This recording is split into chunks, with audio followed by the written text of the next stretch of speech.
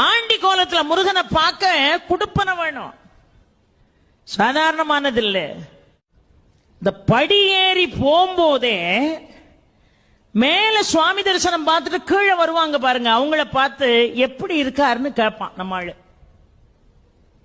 மனுஷாள் ஒருத்தரை பார்த்து இன்னொருத்தர் எப்படி இருக்கீங்கன்னு கேட்கறது இயல்பு. இவனே இவன் பாவத்தை தொலைக்க பழனி மலை மேல ஏறிக்கிட்டு இருக்கான், அங்க இருந்து பாவத்தை தொலைச்சிட்டு கீழே வர்றான் பாருங்க, அவனை பார்த்து அவர் எப்படி இருக்காரு அப்படி. இப்ப போக முடியாதுன்றான்.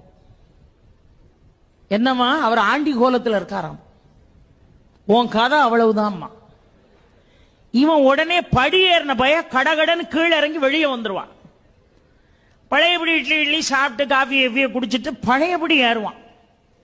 ஒரு 2 மணி நேரம் கழிச்சு இப்ப எப்படி இருக்காரு, இப்ப போகலாம்.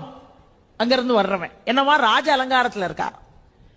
உடனே குடுகுடுன்னு அந்த ராஜ அலங்காரம் முடியறதுக்குள்ள ஓடி போய் தரிசனம் பண்ணிடணும்ட்டு போவான். பெரியோர்களே, பூர்வ ஜென்ம புண்ணியம் செஞ்சிருந்தா மட்டும்தான் ஆண்டி கோலத்தை தரிசிக்க முடியும்.